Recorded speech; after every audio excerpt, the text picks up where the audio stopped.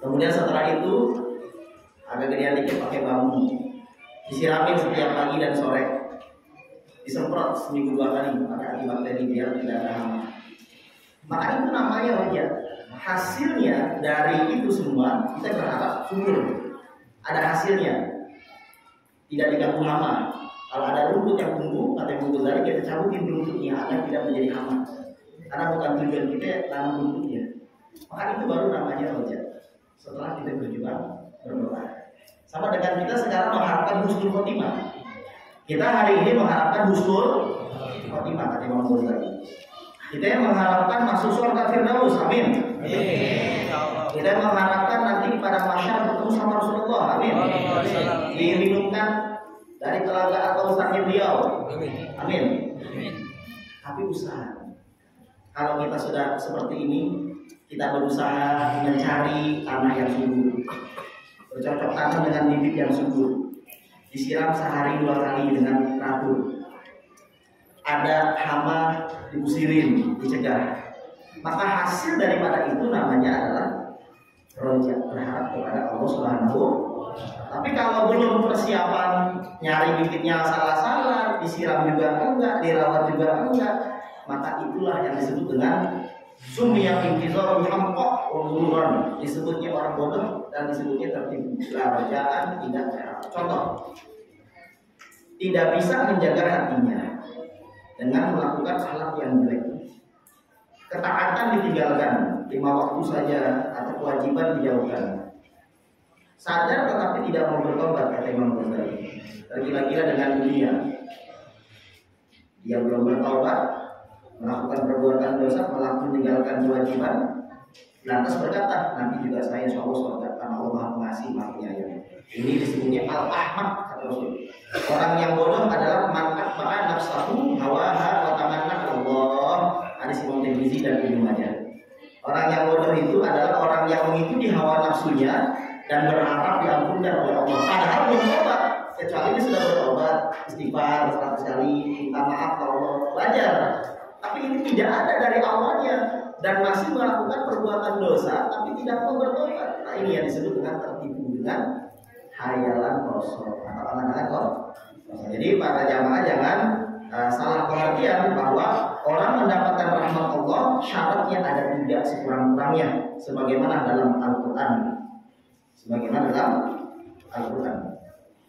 Innal ladzina amanu wal ladzina hajaru wa jahadu fi sabilillah ulaika yarjuna rahmatullah. Sesungguhnya orang-orang yang beriman, syarat yang pertama harus beriman. Wal ladzina hajaru, berhijrah. Kalau hijrah dulu kan Mekah ke Madinah. Kalau hijrah sekarang al-muhajiru man hajara ma nahallahu anhu. Hadis Imam Bukhari. Orang yang hijrah adalah orang yang menjauhi apa yang dilarang oleh Allah. Orang yang hijrah sebenarnya kata Rasul dalam hadis Sahih Bukhari, man hajara ma nahallahu anhu, orang yang menjauhi apa yang Allah larang. Wajahadu fi sabilillah, orang yang berjihad, syarat yang ketiga. Mujahid sekarang al-mujahidu man jahada nafsahu fi ta'atillah, hadis Imam Ahmad. Orang dikatakan mujahid yang suka berjihad, yaitu memerangi hawa nafsunya untuk taat kepada Allah. Hari ini malam-malam ini ibu-ibu, bapak, anak-anak remaja sedang berjihad, sedang berhijrah dan berjihad. Beriman tidak kita? Kalau nggak beriman, nggak mungkin kita mau sholat tadi. Beriman tidak? Kamu sholawatan. Karena kan yang perintah sholawat itu ya ayyuhalladzina amanu shollu alaihi wasallimu. Hijrah tidak, meninggalkan larangan Allah. Kita kan lagi berbuat kebaikan, bukan berbuat dosa. Berjihad memerangi hawa nafsu untuk taat. Kalau nggak berjihad, kita sekarang tidur di rumah, main HP, nonton kita keluar malam Kamis nih, Pak Ustadz nih ngaji nih. Habis bilang saya lawan nafsu saya. Ini insya Allah kata Allah Subhanahu Wa Taala, ulaika yarjuna rahmatullah. Mereka itu orang yang mengharapkan rahmat Allah Subhanahu Wa Taala. Jangan berputus asa. Bilang saya dosanya besar Ustaz. Karena judi ya, karena mabok, karena apakah mungkin bagi saya untuk mendapatkan derajat surga atau tidak Allah? Mungkin bisa pasti.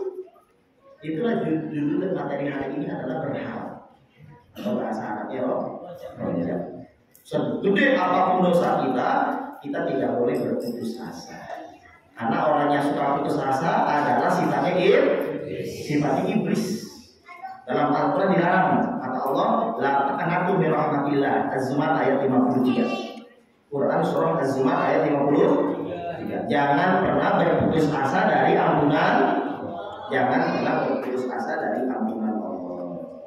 Kenapa Nabi Yusuf sama Nabi Yakub bapaknya berpisah selama 80 tahun? Usia Nabi Yusuf kan 17 tahun pasti buang sama saudara-saudaranya di dalam sumur. Berpisahnya selama 80 tahun. Beliau meninggal 120 tahun. Berarti 120 dikurang 80 berapa ya? 40 dikurang 17 23 tahun Nabi Yusuf hidup bersama bapaknya lagi nanti di Mesir. Berpisah 80 tahun, bertemu lagi dan meninggal sampai usia 23 tahun kemudian. Kenapa Nabi Yusuf berpisah dengan Nabi Yakub 80 tahun? Kenapa Nabi Yusuf alaihissalam dipisahkan oleh Allah dengan Nabi Yakub bapaknya selama 80 tahun? Kata Allah Subhanahu wa taala, wahai Yakub, di dalam hadis dalam kitab Futhul Qulub karangan Syekh Abu Thalib Al-Makki. Wahai Nabi Yakub alaihissalam, kata Allah Subhanahu wa taala dalam wahyu di dalam hidupnya pada Nabi Yakub. Karena dari 5 farqu baina wa baina Yusuf. Apa kau sadar, apa kau tahu kenapa aku pisahkan antara kamu dengan Yusuf? Nabi Yakub tahu Allah Subhanahu wa taala. Dikaulika karena ucapanmu Inilah yahzunni an tadhhabu bihi. Karena ucapanmu qala inilah yahzunani an tadhhabu bihi wa akhafu ayyakulahu dhibbu wa antum anhu ghafilun. Karena ucapanmu wa akhafu ayyakulahu dhibbu wa antum anhu ghafilun. Aku takut kalau aku lepas Yusuf sama kalian, wahai saudara-saudara Yusuf, anak-anakku yang lain dan banyak 10 lagi. Aku takut nanti dimakan serigala. Nah, kamu takut sama serigala sih, tidak sama saya. Tapi berapa kali kalau kita takut miskin jadi miskin beneran, saya nggak tahu. Kamu sih takut miskin jadi miskin beneran. Kamu sih takut gagal hidup jadi gagal hidup. Kamu sih takut nggak punya anak jadi nggak punya anak. Kamu sih takut nggak bisa bayar kontrakan jadi nggak bisa bayar kontrakan bener karena ibadah zona mungkin. Masih mending jamaah cuma diuji 20 tahun, kau 80 tahun. Gara-gara takut 80 tahun diuji mau. Makanya jangan ada pikiran negatif lagi sama Allah. Saya miskin nih kira-kira gagal ya. Gagal benar. Jadi kenapa aku pisahkan kamu dengan anakmu Nabi Yusuf? Nah, ya Allah. Itu gara-gara ucapanmu. Wa akhafu dalam Al-Quran surah Yusuf ayat 13. Wa akhafu ayyakulahu dhibbu. Aku takut kalau aku melepas Yusuf kepada kalian wahai saudara-saudara Yusuf, anak-anakku yang lain, nanti dia dimakan serigala. Kenapa bisa dimakan serigala? Wa antum anhu ghafilun. Karena kalian terlena, tidak bisa jaga Yusuf. Kamu wahai Yakub alaihissalam mengharapkan anak-anak yang lainnya menjaga Yusuf dengan mengatakan nanti kalau kalian tidak bisa jaga benar, terlena, ghafilun, dimakan serigala. Kenapa tidak kamu katakan aku sandarkan, harapkan Yusuf itu dijaga oleh Engkau ya Allah? Kan tidak akan dipisahin karena kamu bilangnya begitu, saya pisahin 80 tahun. Itu alasannya. Sirnya, rahasia kenapa Allah Subhanahu wa taala memisahkan antara Nabi Yakub alaihissalam dan Nabi Yusuf alaihissalam. 5 hifdzibba. Kenapa kamu takut serigala wahai Yakub? Walam tarjuni dan tidak berharap kepada penjagaanku dengan Yusuf. Walima nazarta ila ghafrati ikhwati. Kenapa kau pandang kelalaian saudara Yusuf? Walam tarjuni ila hifdzillah, dan kau tidak percaya diri bahwa aku akan menjaga Yusuf. Karena kau dari awal mengatakan, aku takut kalau aku lepas Yusuf, nanti Yusuf dimakan serigala. Aku takut kalian terlena dengan penjagaan Yusuf. Akhirnya ya sudah, saya pisahin sekalian 80 tahun. kata Allah Subhanahu wa Ta'ala. Kalau kita sadari konsep hidup kita seperti ini. Kenapa sepanjang usia kita ditimpa musibah terus-menerus? Karena kita selalu berburuk sangka sama Allah Subhanahu wa Ta'ala, mengandalkan kekuatan, mengandalkan rutinitas kita. Jadi lakukan terlebih dahulu dengan sesuatu perkara itulah yang menyebabkan kita tidak berhasil di dunia maupun akhirat. Para jamaah yang dirahmati oleh Allah Subhanahu wa Ta'ala, maka marilah kita buka pintu harapan, roja, bahwa kita punya Tuhan yang Maha Kuasa, yaitu Allah Subhanahu wa Ta'ala. Dialah senderan kita dalam kehidupan dunia maupun akhirat kita. Sebagaimana Nabi Yakub alaihissalam dipuji sama Nabi Yusuf berpisah lama 80 tahun. Itu dikarenakan ucapannya seorang nabi, padahal tadi itu gak salah ucapin itu, masa salah orang keceplosan. Nabi Yakub wajar dong sebagai manusia biasa ada rasa kekhawatiran. Saya takut kalau saya lepasin Yusuf, nanti serigala kan di padang pasir banyak tuh, nanti makan dia. Tegur sama Allah, kamu sih dari awalnya kenapa takutnya sama serigala, kenapa nggak sama saya? Dan kamu mengucapkan bahwa Tuhan gofilun, saya takut kalian wahai saudara Yusuf terlena. Ya udah kalau begitu kamu senderkan Yusuf kepada penjaga saudara, kenapa nggak ke saya saja? Kalau ke saya kan saya jaga nanti. Karena kamu lupa sedikit sama saya sentil dikit, saya juga lupa. Dan Nabi kan punya dosa, itu kesalahannya sengaja. Kalau kayak itu nggak ada, Quran surah Yusuf ayat 13. Makanya sudah menjadi sunatullah bahwa memang harus terjadi kisah antara perpisahan Nabi Yusuf dan Nabi Yakub alaihi wasallam. Maka mari sama-sama kita berharap kepada Allah Subhanahu wa Ta'ala, jangan senderkan harapan kita kepada manusia. Wanita-wanita yang menyenderkan harapan kepada laki-laki pasti ditinggal selingkuh. Pasti. Laki-laki yang percaya sama istrinya pasti buat kecewa. Jadi kita semuanya kalau tidak pengen ditinggal sama Allah Subhanahu wa Ta'ala, maka satu-satunya harapan kita jangan kepada makhluk, jangan kepada atasan kita, jangan kepada orang lain. Usaha boleh, tapi jangan hati kita jangan terpaut sama makhluk, tetapi kepada Allah Subhanahu wa Ta'ala. Berharap hanya kepada Allah, maknanya begitu. Para jamaah yang dirahmati oleh Allah Subhanahu wa Ta'ala, bahkan ketika sakaratul maut, Nabi Muhammad berpesan kepada kita ketika sakaratul maut, bukan beliau nih kitanya. Ketika kita nanti sakaratul maut, kata Rasulullah, jangan lupa pesan Rasul. La yamutanna ahadukum illa wa huwa yusinu billahi ta'ala. Hadis Sahih Muslim. Seseorang di antara kalian tidak boleh mati, kata Rasul. Seseorang di antara kalian tidak boleh mati illa wa huwa yusinu billahi ta'ala, kecuali telah berbaik sangka dengan Allah Subhanahu wa Ta'ala. Jadi Bu, kalau mau meninggal nanti, emang tahu saat yang makanya setiap hari begini, kan kita nggak tahu meninggal kapan. Pas lagi sakit, jangan ingat kalau ingat kalau saya besok itu, saya begini ya, begitu sih. Jangan lama-lama gitu, boleh ya dari awal. Tapi nanti pas sudah berbengap atau tiba-tiba kayak begini, kaki udah kayak jangan-jangan hari hati aku gitu. Aduh, sudah tidak kuat kata tulang, dan terasa urat-urat tertarik, takutnya ini benar-benar bisa bertumbuh. Maka satu-satunya yang kita lakukan, kata Rasul, berharap kepada Allah. Berharap apa Ustaz? Saya yakin saya bakalan masuk surga Firdaus. Begitu pede aja. Padahal banyak dosa. Gak apa-apa ini. Terus saya kasih tahu hadisnya ada. Jadi ada dua orang yang saling bersemangat ibadah. Cuma yang satu agak rajin, yang satu agak gak rajin. Di hari kiamat Allah tempatin yang kurang rajin ke derajat ini paling tinggi. Tapi yang rajin di bawahnya, surga paling bawah. Protes dong, ya Allah, papi mau nanya, gitu sih kan? Tanya apa? Saya kok semasa di dunia ibadahnya paling rajin sama saudara saya. Kok saya kalah rankingnya? Ranking saya kalah. Saudara saya tinggi banget derajatnya. Perasaan ibadahnya biasa aja. Kamu tahu kenapa gitu ya? Ibadahnya pakai rojak, ibadah kamu nggak pakai rojak. Maksudnya saya nggak paham ya. Begini. Ingat ya, dulu kamu pernah berdoa, ya Allah selamatkanlah aku dari api neraka. Ya doanya begitu aja dari dulu. Ya sudah minta aja diselamatin neraka, diselamatin doang. Pas surga doang. Ini kan diselamat. Iya. Mau tahu dari saudara ini? Karena ya Allah berikan aku derajat yang paling tinggi.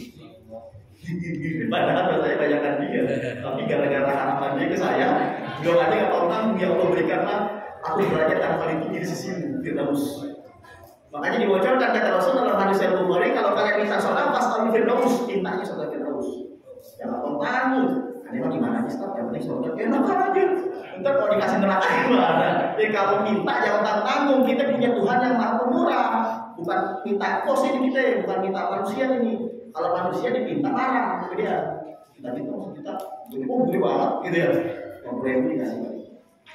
Kalau Allah nggak begitu, kita mintain aku. Nanti jelaskan lagi. Maka mungkin ibadah yang paling rajin, anak mintanya Allah ma'ajiri minanar terus. Ya Allah selamatkan aku dari neraka. Ini kan bisa selamat. Iya bisa selamat kan dia. Teman ente doanya apa ya? Ya Allah berikanlah aku derajat yang sangat tinggi. Kamu derajat yang sangat tinggi. Kamu kalah doa, kalah harapan.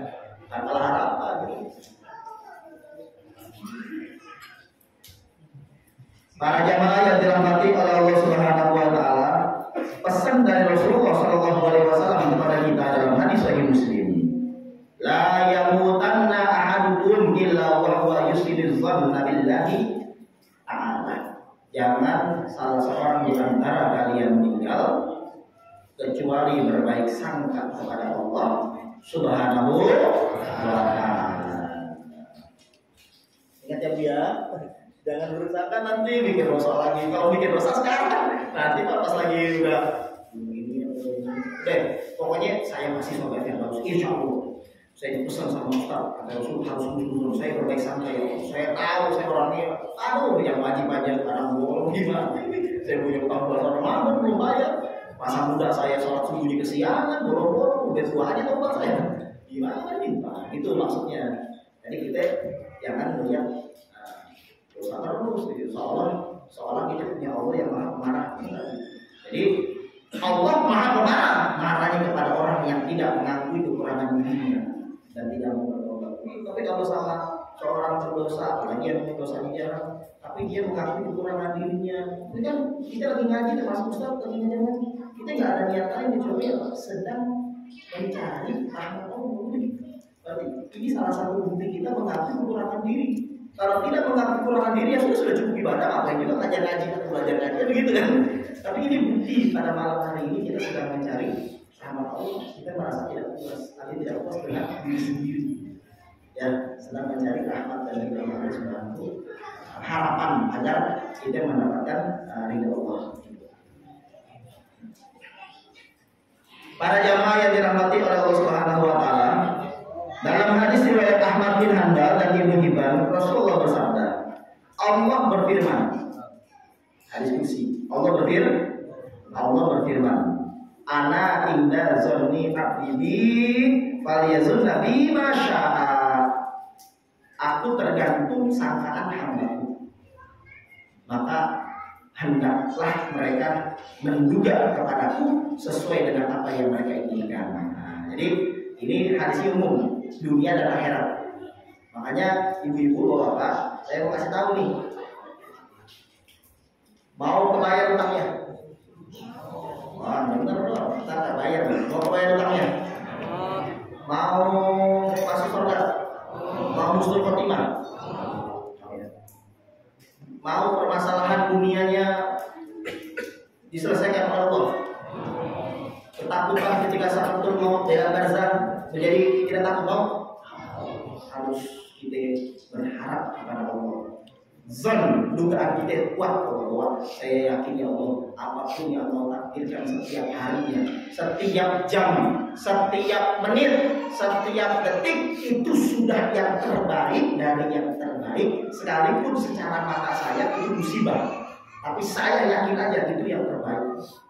Saya tidak tahu hikmahnya apa, cuma saya sudah sangat percaya bahwa Allah menentukan yang terbaik sekarang dan nanti. Itu Allah paling depan kalau gitu. Beneran. Allah itu paling suka kalau kita itu sudah pasrah saja hidup dan mati kita, sukses gagal kita itu paling benar itu cara satu-satunya. Dan tidak boleh berpikiran, kalau saya gagal nih, pasti gagal. Kalau saya kayaknya hidupnya bakalan mati dalam keadaan miskin, gak kaya-kaya, pasti miskin meninggalnya. Oh saya pasti sakitnya nggak akan sembuh, pasti nggak akan sembuh. Bukan hanya sugesti, tetapi itu namanya bahasa zon, dugaan.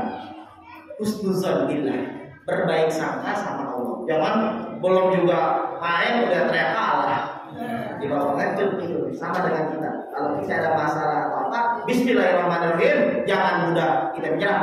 Apapun itu dunia ataupun akhirat, kita harus bismillah. Saya berharap ya Allah, meskipun saya orang yang seperti ini, Engkau Maha tahu, saya yakin insya Allah dengan pertolongan-Mu, ridho-Mu, saya akan mendapati makom surga Firdaus berdampingan dengan kekasih-Mu yang mulia Rasulullah SAW. Saya tahu saya kalau ngaji ibadah ya begini saja, tapi karena saya cinta dan sesuai dengan janji Rasul-Mu, almarhum ma'aman ahabba, innaka ma'aman ahbabta, engkau akan berkumpul dengan orang yang kau cintai. Saya kan cinta Rasulullah, berarti insya Allah akan dikumpul. Nah, ini maksudnya membangun kepercayaan diri, membangun dugaan itu seperti itu harus. Ya, pada malam hari ini kita sedang memberikan materi kepada para jamaah semua tentang berbaik sangka sama rojak. Itu aja sebenarnya bahasanya sama. Berbaik sangka dan rojak atau berharap kepada Allah ya sama sebenarnya. Jadi kata Allah Subhanahu wa taala, saya tergantung sangkaan hambaku, maka hendaklah hambaku itu menduga, menyangka tentang saya apa yang dia suka. Kalau dia sukanya berburuk sangka sama saya, nanti saya bikin apes. Kalau dia menduga yang baik-baik sama saya, nanti saya bikin berhasil. Inilah kunci hidup kita biar selamat dunia akhirat, harus berhusnudzon, berbaik sangka kepada Allah Subhanahu wa taala. Suatu hari Rasulullah Shallallahu alaihi wasallam dalam hadis Imam Tirmizi dan Nasai dan Ibnu Majah menjenguk seorang sahabat yang dalam keadaan sakratul maut. Rasulullah bertanya, "Kaifa tajidu?" Bagaimana, apa yang kau rasakan sekarang? Yang kau pikirkan, yang kau rasakan? Ajidu akhafu dzunubi wa arju rahmat rabbi. Saya sedang takut akan dosa-dosa saya, tapi saya berharap rahmat Allah Subhanahu wa taala. Kata Rasul, "Yatama'a fi qalbi 'abdin fi hadzal mautin illa a'tahu Allahu marja wa amanahu min al-maut." Tidaklah berkumpul di hati seorang hamba seperti keadaan sekarang sakaratul maut, melainkan Allah akan kasih apa yang dia harapkan dan akan Allah berikan rasa aman dari apa yang dia takuti. Jadi kata Rasulullah, kamu takut apa? Takut dosa? Ya udah, berarti dosanya diampuni. Kamu berharap apa? Berharap rahmat Allah? Ya sudah, dapat rahmat. Nah ini ketika Rasulullah SAW dakhala ala rajul wa huwa fi naz'i, Rasulullah masuk kepada seorang sahabatnya sedang sakratul maut. Ditanya, apa yang anda rasakan? Mikir dosa ya Rasul. Anda takut dosa? Ya takut dosa. Anda mikir apa lagi? Saya mengharapkan dari Allah rahmat Allah meskipun dia dosanya.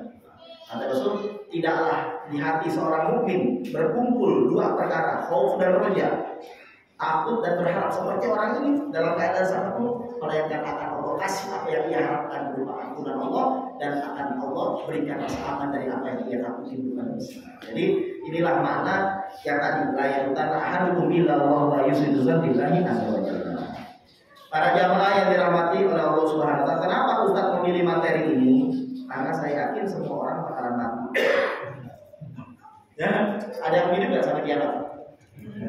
Karena saya yakin mama, bapak, anak santri bakalan modal nanti, suatu hari nanti, maka saya akan bocorkan apa yang harus kita kerjakan ketika sakratul maut nanti. Jangan takut doang. Takut terhadap perbuatan dosa, udah semenit aja, 2 menit akui Allah aku banyak dosa. Selepas itu sampai bilang la ilaha illallah atau Allah atau asyhadu an la ilaha illallah wa asyhadu anna Muhammadar Rasulullah, itu di otak kita bawaannya rahmat Allah, Allah pasti memaafkan saya, Allah pasti tidak akan menghisap saya. Kalau orang lain hisap, kalau saya jawab tidak, hisabannya siro juga enggak deh, yang penting masuk surga. Itu kita bisa dikabulkan dugaan itu. Oleh bulan, hadir ya Allah. Itu menduga yang baik ya, pas sangat berlebihan, itu sangat baik. Tapi kan saya banyak dosa di sana. Digoiri hisap, masuk surga tanpa bisa. Yang penting kita menduga yang baik.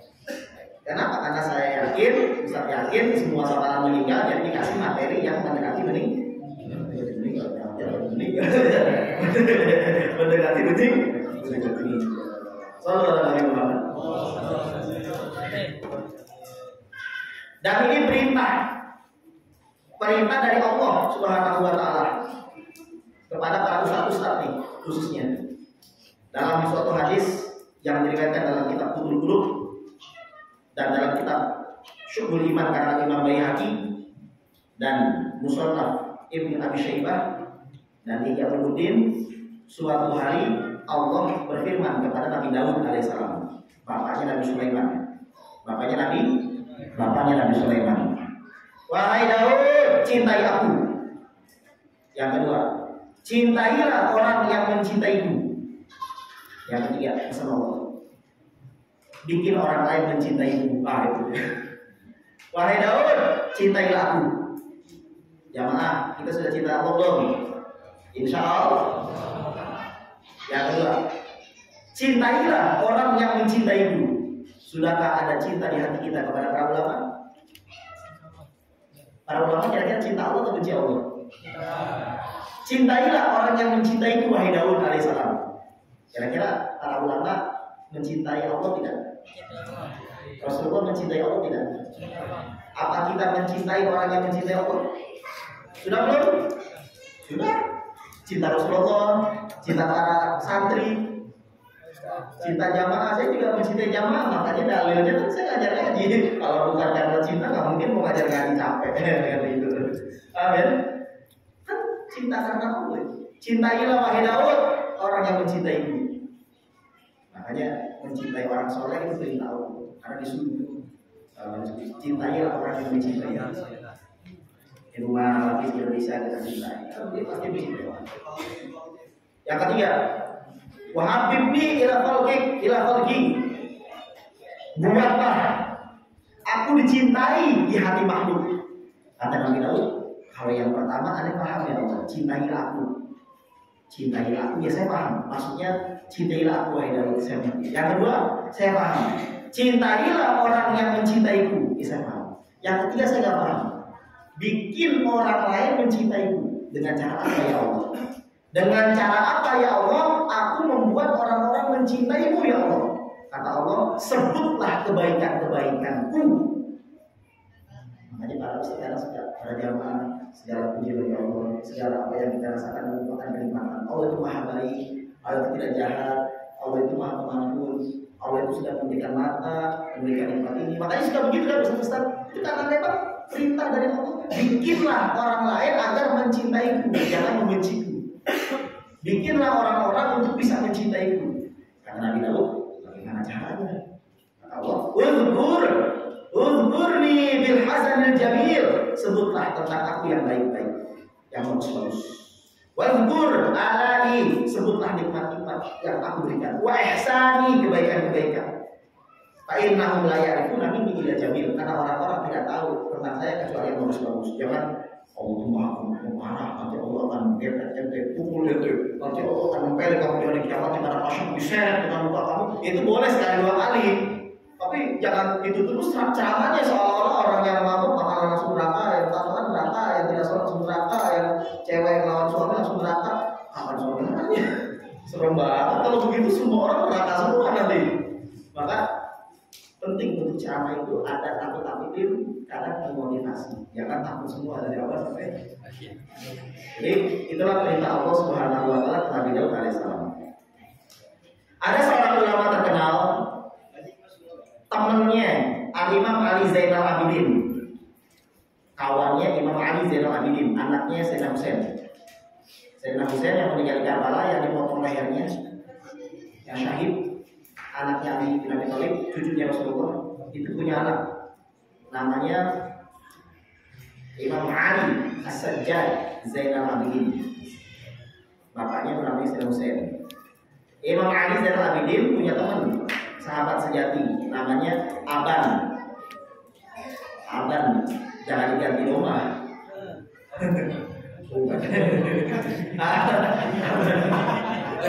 Ya, namanya Aban.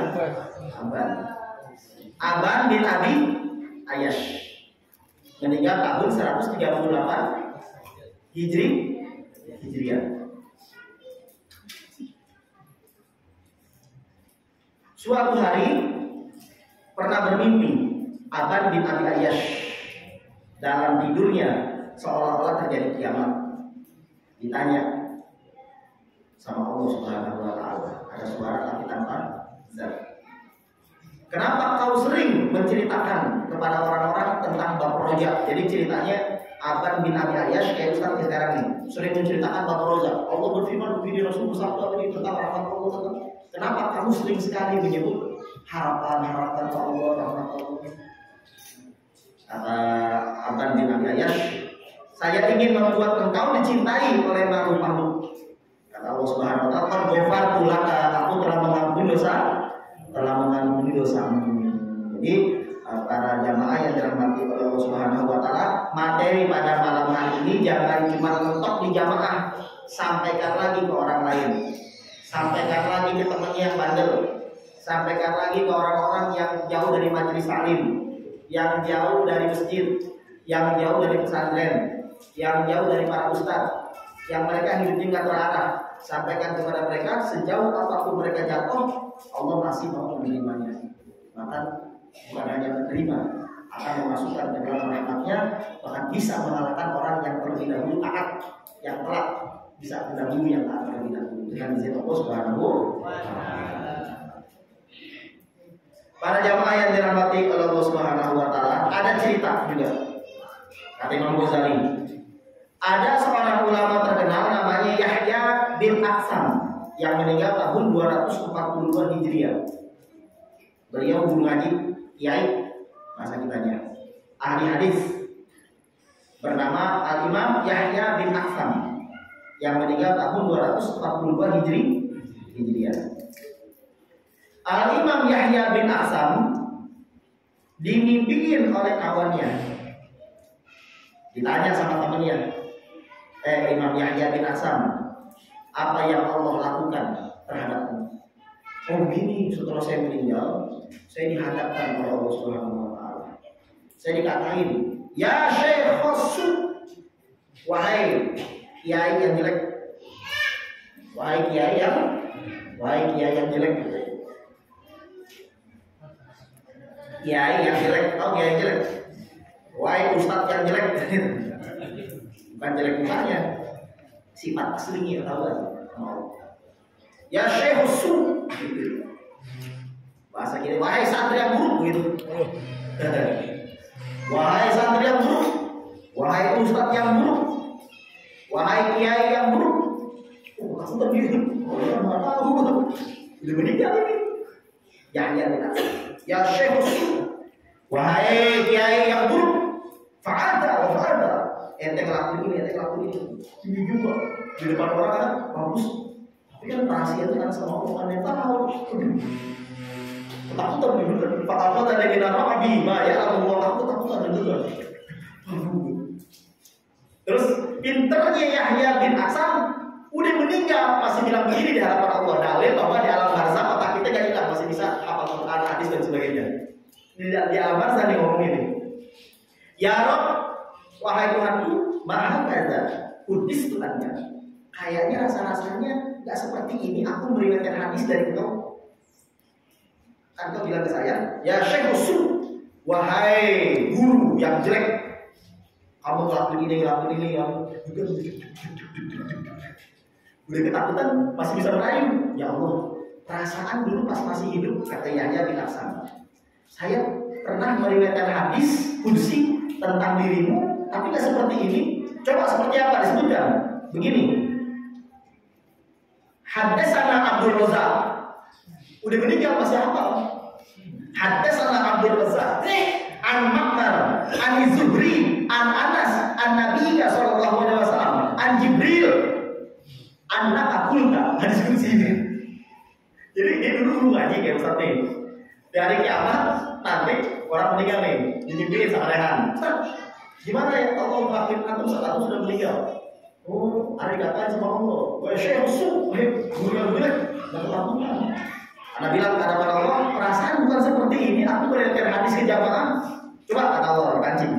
Bagaimana tentang diri saya? Kamu meriwayatkan hadis bagaimana? Haddatsana Abdul Razzaq. Aku mendapatkan hadis dari Abdul Razzaq. An Ma'mar, Abdul Razzaq dari Ma'mar. An Zuhri, Ma'mar dari Imam Zuhri. An Anas, Az-Zuhri dari Anas bin Malik. An Nabiika, Anas bin Malik dari Nabi Muhammad SAW. Nabimu an Jibril, dari Jibril alaihissalam. Jibril dari engkau. Jibril dari engkau. Ya apa? Dari saya. Ana inda zonni abdi bi. Saya tergantung sangkaan hambaku. Faliyazunna bima syaa.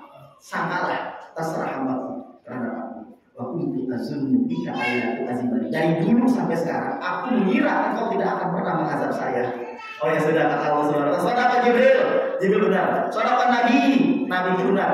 Saudara Anas, Anas benar. Saudara Zuhri, Zuhri juga benar. Saudara Ma'mar, Ma'mar juga benar. Saudara Abdul Razak, Abdul Razak juga benar. Wasaudara dan kata benar. Anak ngomong itu, anak indah zoni alihi, dan kamu menduga yang baik ya. Ya sudah, dimaafkan dosa ini yang punya masuk dalam surga Allah Subhanahu wa taala. Itu sudah meninggal, Ustaznya hebatnya, dan dia Ustaznya masih hafal di alam barzah. Masa belum diazab sama Allah Subhanahu wa taala, disebutin hadis dulu. Ya Syekh Rasul, gitu. Wahai guru yang baik, aduh, kayaknya ada berbarang ini gitu ya. Tapi Allah, perasaannya seperti ini deh. Maksudnya bagaimana? Saya dapat hadis dari Abdul Razak, Abdul Razak dari Ma'mar, Ma'mar dari Zuhri, Zuhri dari Anas bin Malik, Anas dari Rasul, Rasul dari Jibril, Jibril dari Muhammad katanya. Apa hadisnya? Ana inda zanni abdi faliyazunna bi masya. Saya tergantung sangkaan hambaku. Hadapan mereka mengira atau dia mengira apa saja tentang aku. Saya mengira bahwa engkau tidak akan pernah mengazab saya karena saya lillahi ta'ala. Cuma karena manusia biasa punya dosa lah, atau dan sebagainya. Ya sudah, kata Allah, masuk ke dalam surga. Masuk ke dalam surga, masuklah ke dalam surga Allah Subhanahu wa taala. Ini ada dalam kisah Tarikh Badar Rahul Khotib dan Tutup Syekh Abu Thalib Al-Maki dan Tarikh punya Al-Imam Al-Hafiz Ibnu Asakir dan Ihyanuddin Karena Imam Ghazali, 4 kitab yang memuat kisah ini tentang seorang ulama terkenal Yahya bin Aksam yang meninggal tahun 242 Hijriah. Beliau menjadi hakim di Baghdad, diangkat oleh anaknya Harun al-Rashid bernama Khalifah Ma'mun. Khalifah Ma'mun mengangkat Yahya bin Aksam, usianya 21 tahun. 21 tahun jadi qadhi, jadi hakim yang terkenal di Baghdad. Dikatain sama orang-orang yang lebih tua. Yahya bin Aksam, ente masih 22 tahun. Amin. Enggak gini. Yahya bin Aksam, mau nanya usia kamu berapa? Pengen nyindir. Kayaknya masih muda nih. Nyepelein. Berkatalah Yahya bin Aksam, kalau usia saya lebih tua daripada Rasulullah ketika mengangkat Muaz bin Jabal untuk diutus ke Yaman.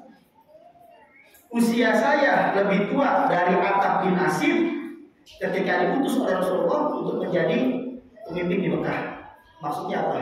Jangan lihat usia saya 20 tahun, tapi lihatlah otak saya. Rasulullah juga pernah mengutus Muaz bin Jabal lebih muda dari saya usianya.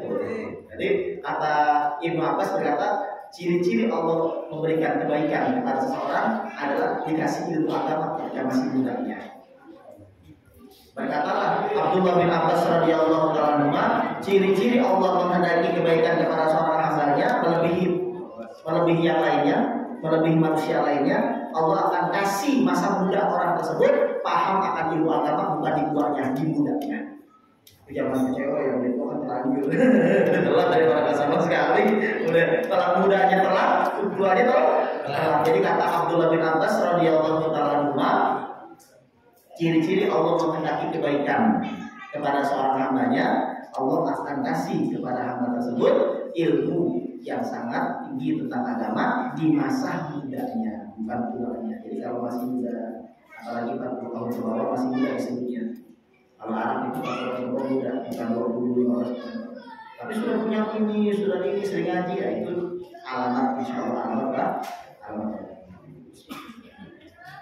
Para jamaah yang dirahmati oleh Allah Subhanahu wa taala, ada suatu hadis Rasul sallallahu alaihi wasallam tentang seorang ustadz yang kerjaannya, kata Rasul sallallahu alaihi wasallam, atau ulama yang kerjaannya suka membuat manusia putus asa, nakut-nakutin terus. Akhirnya pada hari kiamat kata Allah, al-yawma isuka min rahmatika ma kunta tuqallibu ibadina. Wahai Syekh, pada hari ini aku bikin kamu putus asa dari rahmatku sebagaimana kamu dulu yang bikin putus asa hambaku tentang rahmatku. Hanya jangan sampai kita terlalu galak-galak dalam menyebarkan kebaikan. Boleh kita keras, tetapi setelah keras kita bikin orang itu jangan sampai semakin jauh, tapi ajarkan kepada orang lain bahwa ampunan Allah mengalahkan murka Allah Subhanahu wa Ta'ala. Di dalam hadis riwayat Imam Baihaqi dan Ahmad bin Hanbal dan Musnad Abu Ya'la dan Ibnu Abi Dunya, Rasulullah SAW menceritakan tentang seorang yang masuk neraka 1000 tahun. Inna rajulan yadkhulun nar. Ada orang masuk ke dalam neraka yang tusufiha al-fasana. Disiksa di dalam neraka 1000 tahun, kata Rasulullah.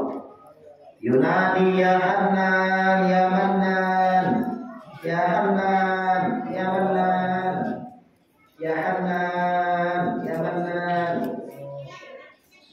Terus minta tolong, nggak dikeluarkan sama orang disiksa dulu.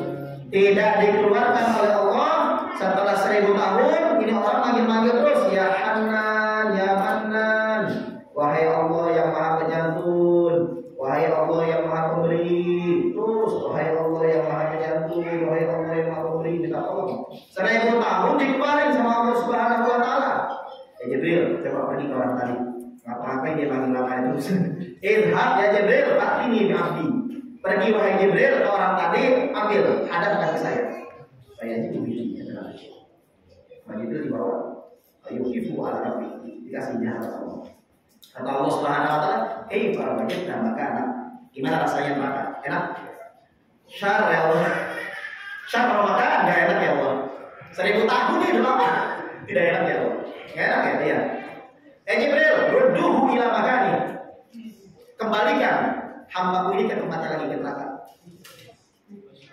Jadi dipanggil, suruh balikin lagi. Jibril, kembalikan hambaku ke neraka. Hayamshi. Ini orang jalan di neraka. Udah mau masuk ke dalam gerbang neraka, depan pakai ajar nengok segala. Ngapain nengok gitu ya? Ngapain nengok gitu? Hayamshi, wa yatafidu ila waraqi. Berjalan, ya udah nyerah, suruh balikin lagi. Pas mau masuk, pakai gini. Kata Allah Subhanahu wa Ta'ala, ila ayyi syai'in al-tafid. Kenapa kau tengok ke belakang? Laqad rajautu alla tu'idani ilaiha. Saya berharap kau tidak mengembalikanku ke neraka pada in akhrajtani minha. Setelah dikeluarkan, saya pikir saya udah dikeluarin dan masuk neraka. Ternyata dugaanku salah. Saya tadi menduga, dipikir saya, engkau panggil Jibril buat cari saya. Sudah selesai bahasa kita ini, udah pamitan sama orang penjara. Ada assalamualaikum, udah pamitan, waktu ini dibosin lagi. Saya pikir saya sudah selesai masa tahanan nih, udah senang-senang, udah menduga. Kata Allah Subhanahu wa Ta'ala, izhabu bihi ila jannah. Malaikat-malaikatku bawa orang ini, udah sekarang ini ke surga selesai. Husnuzon masih berlaku di neraka. Husnuzon masih berlaku di dalam nazar. Nanti kalau yang dalam jamaah atau tidak mungkin ada yang masuk neraka, bilang gitu aja. Ya Allah, aku pikir dulunya aku masuk neraka, udah pede aja. Mudah-mudahan dicari kalau masuk surga. Atau kalau di padang mahsyarnya keteter sama yang mau hisabnya lama, orang-orang sudah duluan ke sirat, dia masih begini aja. Panasan, dalam hati berkata aja, ya Allah, tadi dulu saya pikir saya bakalan ringan, enak-enaknya ngaji dan sebagainya. Dengar dari Rasulullah, dari guru besar juga, kata Rasulullah, inna aman apakah kau akan dikusulkan sama orang yang kau sayangi. Nah, saya kan sayang Ustaz Idris, ya. Saya kan sayang kepada santri, ngaji dan sebagainya. Tapi saya telat ya.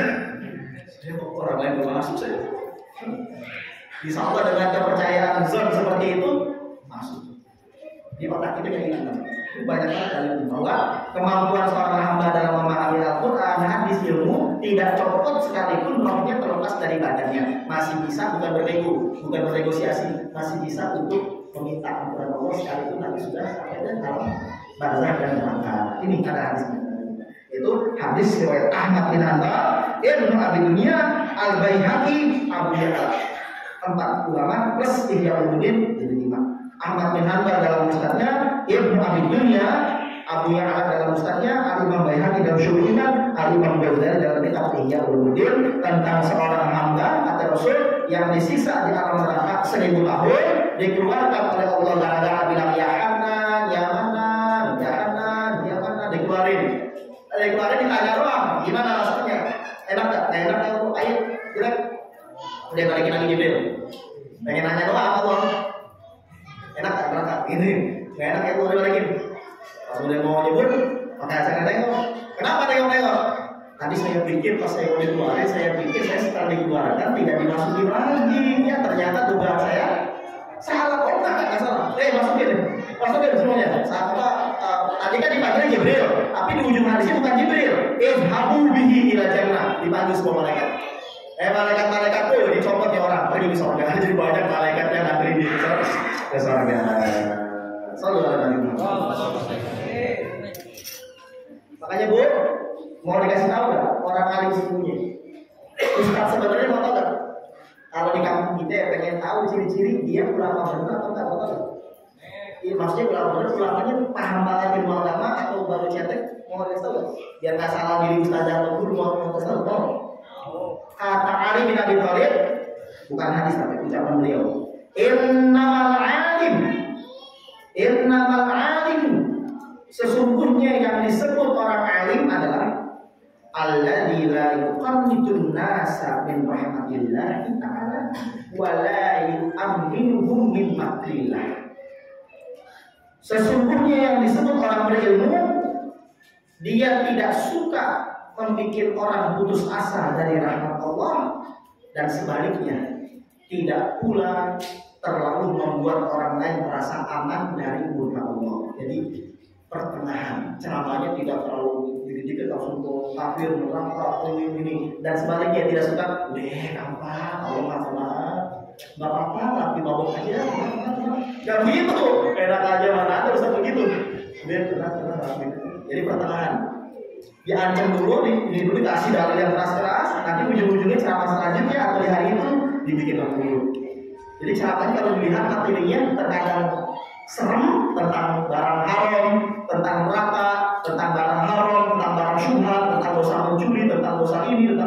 Tapi kadang-kadang disampaikan yang bagusnya, yang kalau maafnya. Kadang-kadang diancam lagi, ada diri lagi. Nah itulah ciri-ciri ulama yang benar di Ali bin Abi Thalib, yang ilmunya mendalam, tidak suka membuat orang lain putus asa dari ampunan Allah, sebaliknya tidak pula terlalu membuat orang merasa aman dari murka Allah. Jadi sedang-sedang saja dalam penyampaian, terkadang keras, terkadang lembut. Terkeras bukan suaranya, maksudnya isinya terkadang tentang hal yang menyeramkan seperti murkanya Allah, neraka dan sebagainya, terkadang agak santai. Sallallahu alaihi wasallam.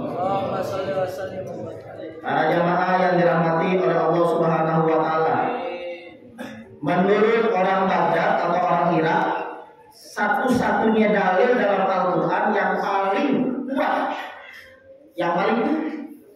paling kuat, satu-satunya dalil dalam Al-Qur'an dari mulai ayat yang pertama sampai anas yang terakhir, Al-Fatihah 1 sampai terakhir atas 37 114, satu-satunya ayat yang paling kuat, bukan ayat, satu-satunya ayat atau surah yang paling kuat adalah Quran surah Az-Zumar ayat 53. Ya ibadiyalladzina asrafu ala anfusihim la taqnatu min rahmatillah innallaha yaghfiru dzunuba jami'an innahu ghafurur rahim. Wahai Rasulullah, katakanlah kepada hamba-hamba yang melampaui batas terhadap diri mereka, jangan pernah berputus asa dari ampunanku. Sesungguhnya aku mengampuni dosa-dosa semuanya. Sesungguhnya aku Allah Maha Innahu ghafurur rahim, Maha Pengampun, Maha Penyayang. Bukan, kata Imam Ghazali, sebagaimana ucapan Al-Imam Muhammad Al-Baqir, siapa itu? Bapaknya Al-Imam Ja'far Shadiq. Al-Imam Muhammad Al-Baqir, beliau adalah cucunya Sayyidina Husain. Jadi Sayyidina Husain, cucu Rasulullah, punya anak namanya Al-Imam Ali Zainal Abidin. Al-Imam Ali Zainal Abidin punya anak lagi namanya Imam Muhammad bin Ali Al-Baqir. Al-Imam Muhammad bin Ali Al-Bakir punya anak lagi namanya Al-Imam Ja'far Shadiq itu. Nah ini yang ngomong adalah Abu Ja'far Muhammad bin Ali Al-Bakir, atau kalau santri kenanya Al-Imam Muhammad Al-Bakir. Benar? Al-Imam Muhammad Al-Bakir, atau biar gampang karena Sayyidina Husain itu cucu Rasul. Berarti ini statusnya cucunya Sayyidina Husain. Gilanya. Cucunya Sayyidina Husain. Kalau Husain kan cucu Rasul. Nah, ini cucunya Sayyidina Husain berkata, "Antum ahlul Iraq taquluna, wahai penduduk Baghdad, menurut kalian satu-satunya ayat dalam Al-Quran yang paling menjelaskan tentang rahmat Allah, ampunan Allah, harapan, kuliah ibadiah lagi sampai selesai. Menurut kita ahlu bait keturunan Rasulullah SAW bukan itu. Ayat Al-Quran yang paling hebat yang menjelaskan tentang rahmat Allah kepada umat ini, wala sawfa yu'tika rabbuka fatarda.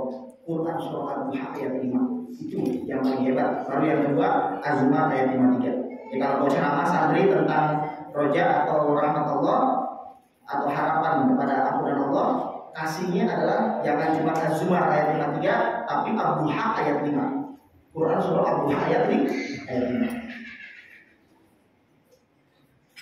Karena asbabun nuzulnya Rasulullah galau. Mikirin umatnya begini, umat akhir zaman ini saya. Berapa orang yang masuk neraka dan sebagainya. Kalau kita kan pusing nggak punya duit ya, nggak punya duit, banyak masalah. Kalau Rasulullah pusingnya bukan begitu. Pusingnya Rasulullah mikirin umatnya. Akhirnya turunlah Quran surah Al-Duha ayat 5. Wala sawfa yu'tika rabbuka fatarda. Tuhan Allah Subhanahu wa taala saya akan memberikan kepadamu ya Rasulullah apa yang kau minta fatarda, sehingga engkau merasa senang atau bahagia.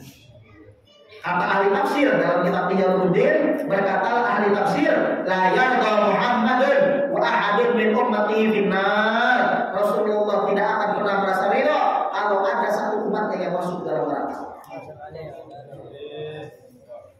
Ini yang dimaksud kata Imam Ghazali, ayat yang paling hebat dari 27 itu satu-satunya ayat yang paling hebat menjelaskan tentang kekuasaan Allah mengampuni dosa-dosa umat Rasul. Al-Duha ayat 5 yang sering kita baca tapi nggak paham maknanya. Al-Duha ya bagus masih baca. Ini sekarang malam dikasih tahu. Sering kita baca tapi kita nggak tafsirnya gitu, rahasianya ayat 5 Al-Duha ayat 5 itu panjang sejarahnya. Rasul sujud sampai bengkak kakinya. Kata Bilal, kata Aisyah dan yang lainnya, ya Rasulullah, kau nggak punya dosa, apalah kumarna syukur, nggak pantas ada bersyukur. Nah selain itu Rasul berdoa, galau suka nangis. Ditanya, apa yang kau harapkan? Begini ya Allah, aku bikin umatku nanti gimana ya Allah. Wala sawfa yu'tika rabbuka fatarda. Turunlah itu asbabun nuzul. Tuhan Allah saya akan membuat engkau memberikan kepadamu apa saja yang kau minta, fatarda, sehingga kau merasa senang. Kayak saya punya anak Ibrahim, ini nih anak Isa, nama yang ketiga nama yang banyak nanti ya. Anak Ibrahim Al-Idrisi, Nafisa Al-Idrisi. Apa ya? Ini minta, galau, nangis. Bapaknya nanya gimana? Ngapain lo nangis? Atau saya mikirin ini, pengen ini. Ya bilang kan cuma ngabulin permintaan sedikit, tidak mengurangi kekuasaan ini, kira-kira dikabul nggak? Cuma minta permen 1.000, 2.000 dikabul nggak? Nah, cuma gitu doang, dikabul. Apalagi ini Allah yang maha kuasa, yang maha pemurah. Ditanya Rasulullah lagi sedih. Kenapa? Udah sedih karena sayang sama kamu Muhammad SAW. Ngapain nih kamu berlinang air mata? Kenapa? Kalau yang lain dari nangis, kata itu jangan. Kalau yang lain nangis ya apa-apa. Kalau Rasul nggak apa-apa, langsung ditanya sama Allah. Kenapa kamu nangis? Tidak boleh sedih hati hamba saya. Urusan saya tidak boleh. Kenapa? Kalau kita jawabannya kan punya duit gitu ya. Kalau Rasulullah, saya pikirkan nasib umatku. Wah, tenang. Wala sawfa yu'tika rabbuka fatarda.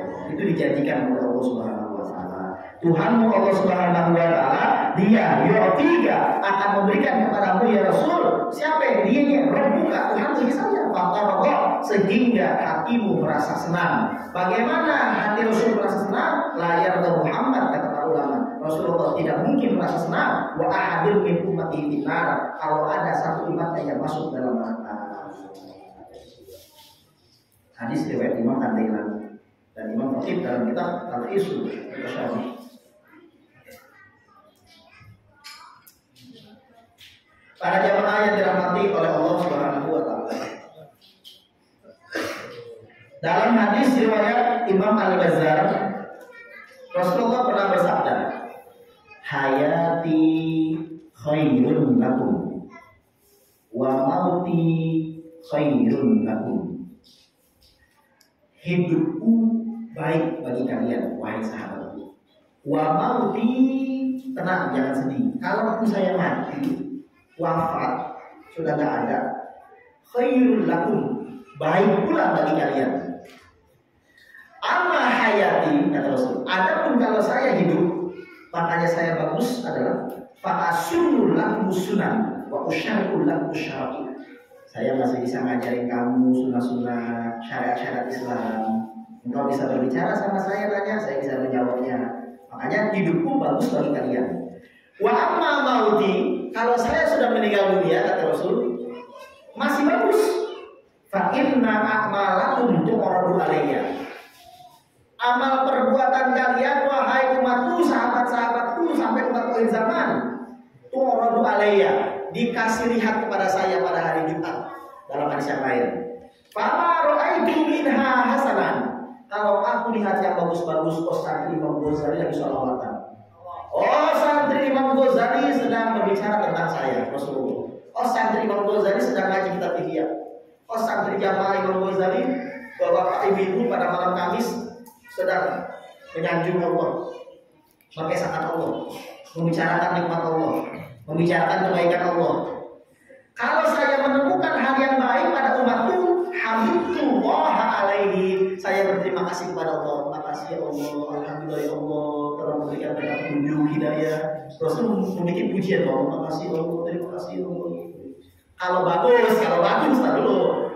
Wa ra'aitu minha sayyi'an, kalau aku lihat keburukan amal umatku, aduh, kalau sembunyi kesiangan. Ya, kalau pakai berzina loh, ketua juga ada Rasul. Aduh, ada HP juga malah dipakai nonton porno. Amin. Waduh, di santri nih, males nih katanya. Gelakuin ini. Waduh, nih mama nih gibahi lagi kata Rasul nih. Berarti ini. Lawan suami itu kata Rasul. Simpulan, oh ini tunjuk sama Rasul. Kalau saya lihat, emang bisa ini dari umat. Rasul itu bisa melihat amal perbuatan umatnya setiap hari Jumat, bayangkan saya. Bukan hanya Rasul, seluruh keluarga kita, bapak ibu kita yang sudah menikah bisa nonton amal perbuatan kita baik buruk. Itu hadisnya sahih. Makanya jangan bikin malu dari Rasul. Kalau saya melihat amal perbuatan umatku ada yang jelek, istighfarullah ta'ala lakum, aku istighfarkan dosa kalian kepada Allah Subhanahu wa taala. Bukan hanya Rasul. Kalau kita punya guru-guru yang bagus, yang sudah mendahului kita, ambil uji, amal terus kumpul. Ya, dia ziarah para wali, Banten tinggal sudah jauh-jauh, Maulana Hasanuddin, Al-Jabbar Syarif dia terus sebagainya. Syabul Jabbar Sembang Tinggi dan sebagainya dulu pusat. Hal yang pertama yang akan mereka lihat kekurangan kita. Ya, orang kan tahu. Ya anak datang bawa dosa banyak lagi. Sama seperti Rasul, istighfarullah lakum. Aku istighfarkan dosa kalian kepada Allah Subhanahu. Gitu. Jadi kehidupan dan kematian Rasulullah sangat baik sekali. Demikian pula hidup dan meninggalnya para ulama, para orang soleh membawa manfaat. Masih hidupnya bawa manfaat, sudah meninggalnya bawa manfaat. Maka jangan jauh-jauh kita dengan majelis taklim, jangan jauh-jauh kita dengan para ulama, jangan jauh-jauh kita dengan para habaib, dengan perkumpulan-perkumpulan baik seperti ini. Dan jangan kita anti ziarah kubur. Kenapa? Selain mengingatkan akhirat, ziarah kubur adalah salah satu sebab kita diistighfarkan oleh yang kita ziarahi. Belum mintanya aja sudah, belum minta istighfarnya aja sudah diistighfarkan. Kasihan ya Allah yang ziarah ke saya, kayaknya saya gede juga lumayan nih. Ampunin dia. Ada alamatnya. Apalagi kan tahu alamat orang yang berdosa ada alamatnya. Kan? Apalagi sudah meninggal dunia, hatinya lebih bersih. Para jamaah yang dirahmati oleh Allah Subhanahu wa taala, Ustaz mau nanya, Rasulullah baik apa tidak? Baik apa tidak? Wa ma ra'aitu minha sayyi'an. Kalau aku melihat keburukan umatku, istighfarullah taala lakum. Aku istighfarkan atas dosa kalian kepada Allah Subhanahu wa taala. Inilah kebaikan Rasulullah. Kenapa kita enggan untuk berterima kasih kepada Rasulullah? Bukankah Rasulullah bersabda, "Man lam yashkurin nas lam yashkurillah." Siapa yang tidak suka berterima kasih kepada manusia, seolah-olah tidak berterima kasih kepada Allah. Kenapa? Yang menggerakkan dia untuk menolong adalah Allah Subhanahu wa taala. Maka salah satu bukti kita berterima kasih kepada Rasulullah adalah dengan kita mengucapkan sholawat dan salam kepada Rasulullah Sallallahu Alaihi Wasallam. Para jamaah yang dirahmati oleh Allah Subhanahu Wa Taala, ada seorang yang datang ke Rasulullah, kayaknya santri nih. Maksudnya kalau zaman sekarang santri, kalau zaman sekarang ini santri banget, santri banget. Santri Imam Ghazali ya, tapi kalau di sini kan dipaksa untuk ini ya, dipaksa untuk rajin ini ya, bukan ya mungkin santri tapi kalau lagi keluar mungkin lagi libur, apa ya? Keluar dulu. Ya Rasulullah, inilah asumu ila syahra, la azim kali. Saya tidak pernah puasa selama setahun kecuali puasa Ramadan 1 bulan doang. Tidak pernah puasa sunnah-sunnahan. Yang kedua, wala usalli ila khamsa. Ya Rasulullah, saya tidak pernah sholat sunnah kecuali sholat 5 waktu doang. La azidu alaiha. Tidak pernah nambah. Ya Pak, kalau nambah sekali 2 kali paling qobliyah ba'diyah itu pun jarang, paling atau duha atau tahajud. Kalau lagi mau paling. Jadi saya cuma puasa Ramadan. Saya cuma sholat 5 waktu. Mau sedekah nggak punya duit. Walaisa lillahi fi mali sedekah. Aku nggak punya duit buat sedekah. Jadi nggak bisa sedekah. Wala haji, apalagi haji. Selain nunggu 15 tahunan, gede bayarnya. Saya nggak mau haji. Wala tatawu, amalan sunnah juga pas-pasan, nggak ada. Aina ana idza mittu. Kira-kira saya di mana kalau meninggal, di surga atau neraka? Langsung itu poin nanya terus. Langsung nanya ke Rasulullah, aina ana idza mittu. Kira-kira kalau saya cuma puasa Ramadan, sholat 5 waktu doang, cuman tidak suka sedekah karena nggak punya duit, tidak haji apalagi nggak punya duit, dan jarang melakukan ibadah sunnah. Emang begini adanya malas, cuma yang wajib doang. Kira-kira kalau saya mati di mana? Amin.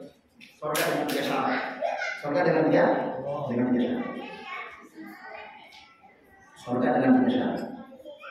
Fatabassama, tersenyumlah dengan pertanyaan begini.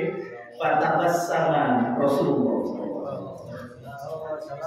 Tersenyumlah Rasulullah SAW. Ada yang gugur aja begini, ya Rasulullah, saya puasa Ramadan yang lainnya. Sholat 5 waktu, sholat yang lain enggak. Sholat juga ya begitu enggak, karena punya duit. Haji juga enggak.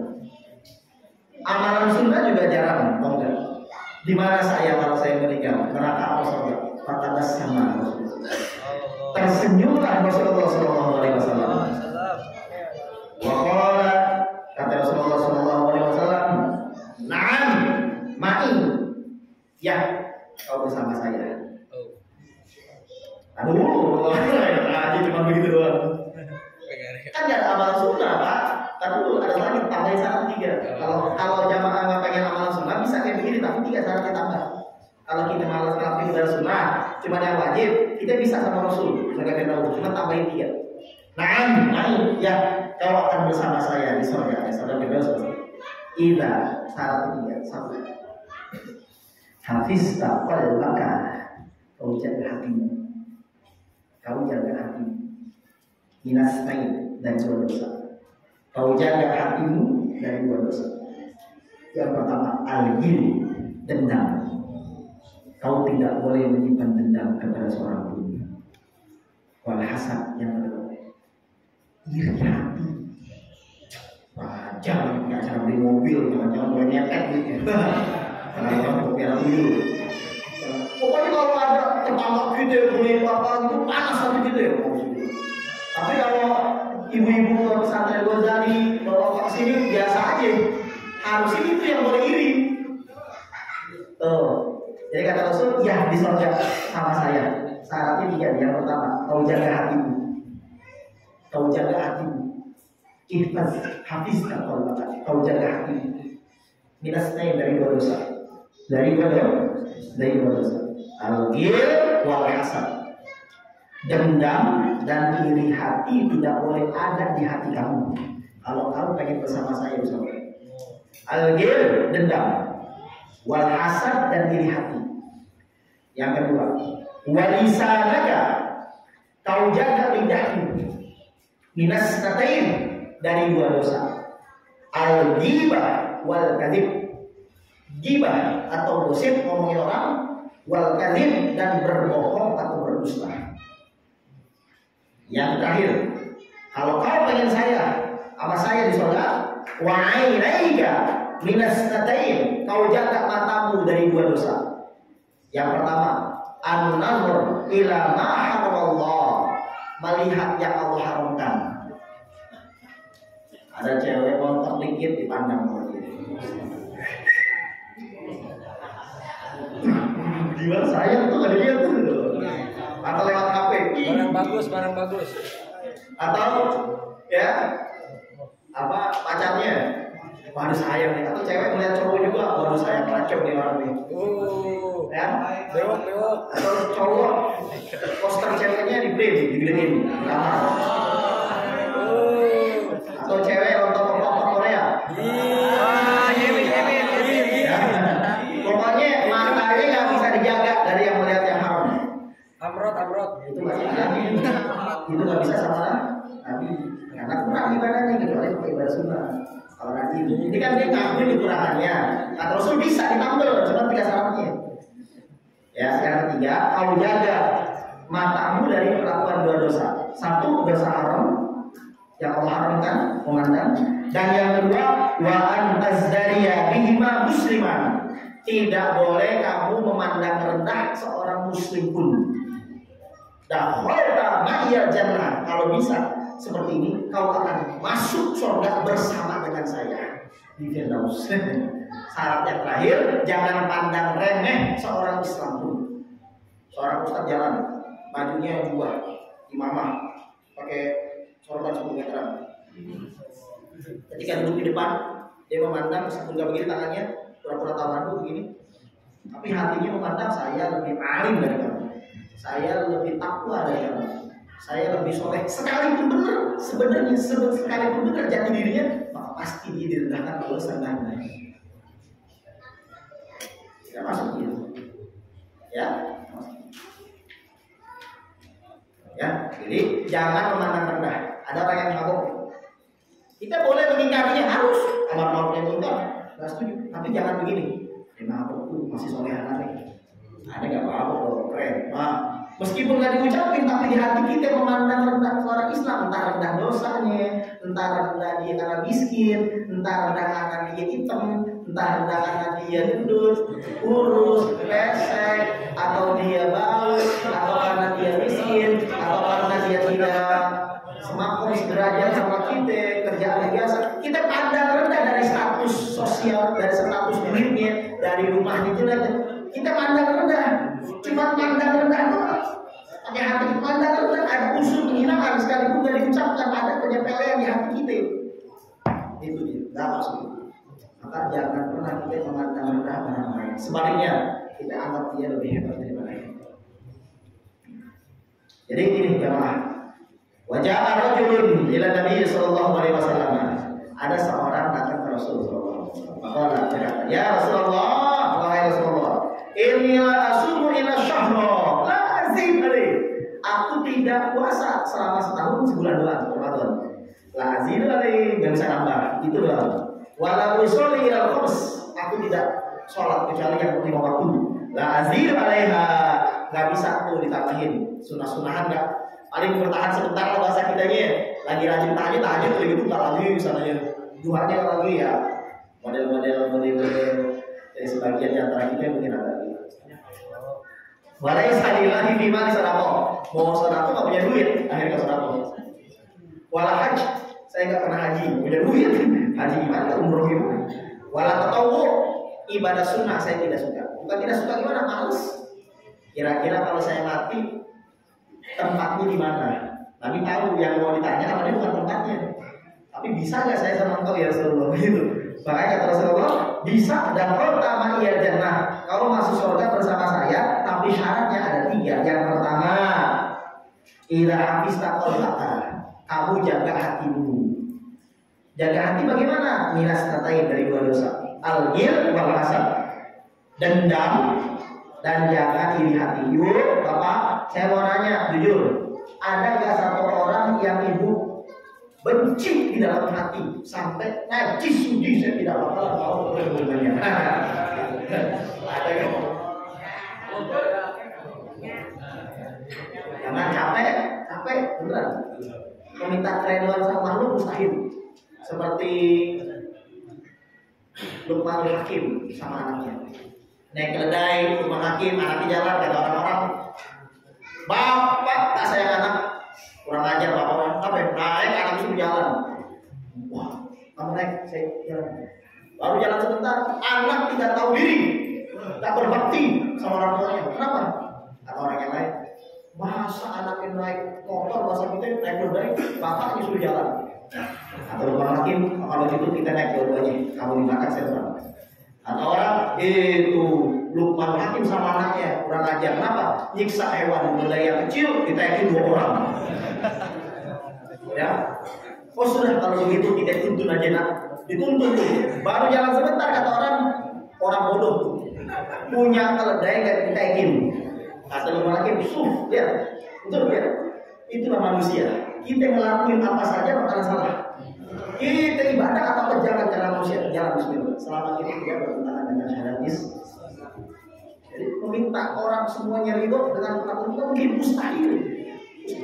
mustahil. Jadi jangan bikin capek kita terhadap kebencian orang di dunia yang sudah baperan atau orang semuanya. Udah, pokoknya santai saja. Yang penting kita jangan habiskan energi kita buat hal seperti itu. Paham ya? Jangan dendam, jangan iri hati, kecuali iri hati kebaikan. Ada orang rajin baca Quran, rajin ngaji, sedekah, itu. Saya mau nanya nih, sudah menjaga lidah dari gibah dan dusta? Nah, jaga. Yang terakhir, mata kita dari hal-hal yang diharamkan. Ini. Kalau saya geli, kenapa? Kalau anak muda buat dosa mata wajar. Ini kadang-kadang mama-mama yang udah tua masih getol juga. Apa beda? Ya, kenapa itu enggak? Maksudnya mungkin dengerin, ini penting. Itu cara Allah satu-satunya atau salah satunya untuk bikin salah satu dosa jamaah. Karena kalau jamaah nggak punya dosa, ya, kalau jamaah punya dosa, efeknya 2. Efek yang pertama dihancurin dunia sama Allah, diganti dunia yang lain. Kata Rasul, wahai kalian sahabatku, kalau kalian gak buat dosa, Allah akan gantikan dunia ini dengan dunia baru. Allah akan kasih makhluk yang lain seperti manusia berbuat dosa dan istighfar, diampunkan dosanya. Yang pertama efeknya. Yang kedua, kata Rasulullah, aku takut kalau kalian tidak berbuat dosa akan bikin dosa yang lebih gede. Apa yang tadi sini bacain nanti? Dosa apa ya Rasulullah? Al-ujubu. Dosa berbangga diri.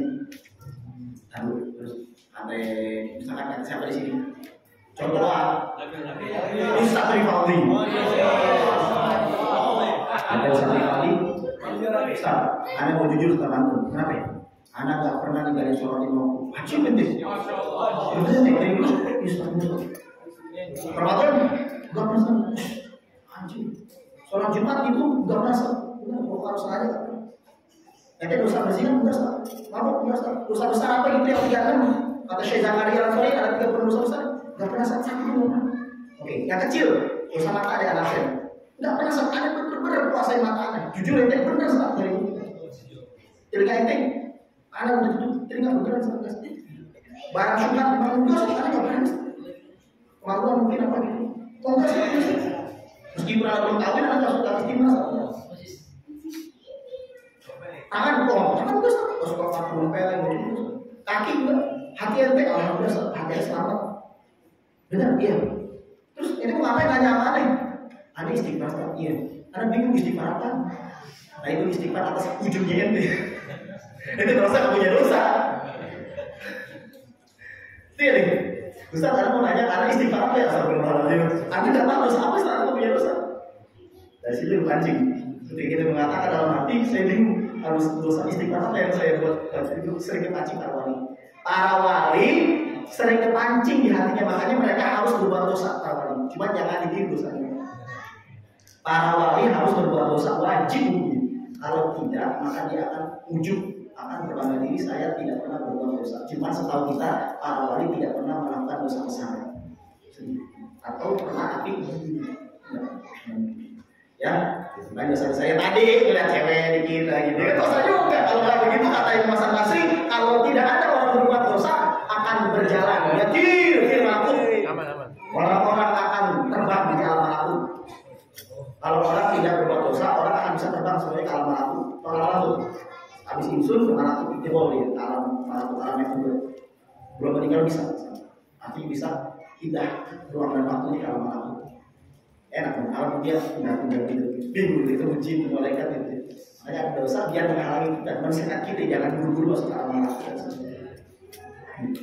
Maka terkadang dosa membawa rahmat. Kenapa dosa membawa rahmat? Agar dengan sebab dosa tersebut kita tidak merasa diri kita bersih.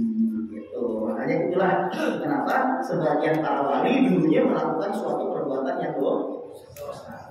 Baik, para jamaah yang dirahmati oleh Allah Subhanahu wa taala, jangan ghibah, jangan berdusta, dan yang terakhir, jaga mata, jangan melihat yang diharamkan oleh Allah, dan jangan memandang. Ini baru setengah 10 bulan ya, berapa banget ya?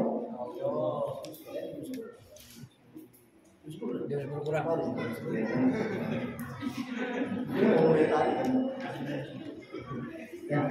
Dan yang terakhir, jangan memandang rendah orang Islam. Jangan memandang rendah orang, jangan memandang rendah orang Islam. Mana lagi yang mau disampaikan tadi? Ini kayaknya udah disampaikan sama salah seorang ustaz dari YouTube Usmah, ya.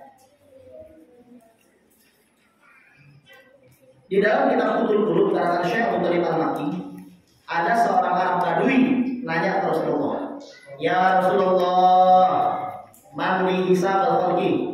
Wahai Rasulullah, yang menghisap saya dan makhluk siapa? Kata Allah, kata Rasulullah, Allah Taala, yang menghitungmu termasuk semuanya adalah Allah. Orang Arab ini nanya, orang Arab Badui, huwa binafsi, cuma sendirian Allah yang menghitung? Naam. Fatabassama. Orang Arab yang nanya ini ketawa-tawa, tersenyum. Kata Rasul, kenapa dia ketawa? Mimma dhahikta ya Arabi, kenapa dia ketawa? Rehan tanya, Ustaz, yang menghisap siapa ya? Tanya, Allah Subhanahu wa taala. Sendirian Ustaz itu? Ya, Allah sendiri akan berhadapan dengan kita. Ketawa-tawa. Ngapain dia ketawa-tawa, wahai Arab Badui? Ngapain ketawa-tawa? Ngapain ketawa-tawa?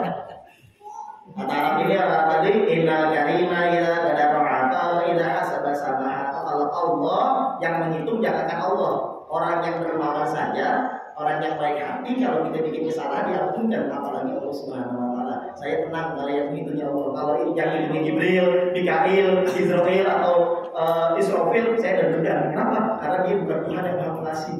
Tapi kalau misalkan yang menghitungnya Allah, saya nggak deg-degan. Kenapa? Karena saya tahu saya punya Tuhan yang Maha Pengasih. Kata Rasulullah, Shadaqal Arabi. Orang Arab Badui ini benar. Fatuhal Arabiyu, bukan hanya benar, dia telah paham ilmu fikih. Ilmu sejati, ilmu ma'rifat. Ya Rasulullah bilang, hanya apa ya tadi? Yang itu saya dan makhluk siapa? Allah sendirian. Iya, Allah saja. Mereka cuma tugas cetorin aja Bu. Allah ketawa-tawa. Apa yang ketawa-tawa? Kalau orang biasa saja kita buat dosa tapi dia baik, gampang maafin. Benar gak? Bagaimana kalau Allah Subhanahu wa taala? Akhirnya kata Rasulullah, Sadaqal Arabi. Orang Arab baru ini benar. Faqihul Arabi bukan hanya benar, tapi dia telah paham ilmu agama yang sangat dalam. Kenapa kata Rasul? Ala wala karima akram min Allah. Ketahuilah tidak ada yang lebih pemurah dari Allah Subhanahu wa taala. Huwa akramul akramin. Dialah Allah yang Maha Pemurah, yang Maha Pengasih daripada yang Maha Pemurah dan Pengasih yang lainnya dan penyayang yang lainnya. Allah yang lebih sayang. Bahkan ada seorang ulama terkenal. Ada seorang ulama terkenal bernama Al-Imam Sufyan As-Tsauri yang meninggal tahun 161 Hijriah. Al-Imam Sufyan As-Tsauri beliau mengatakan, "Ma'ahabbu ayyuj'ala hisabi ila abawayya." Aku tidak suka kalau di hari kiamat yang ngitung saya bapak ibu. Aku tidak suka. Ibrahim buat dosa nih. Kata Ibrahim, kalau aku yang ngitungnya bapak Ustaz Idris sama Ustaz Taufiqah, ayah ibu ya, abi umi, nggak mau itu kata anak kita seperti itu. Ada orang tua kan sayang ya.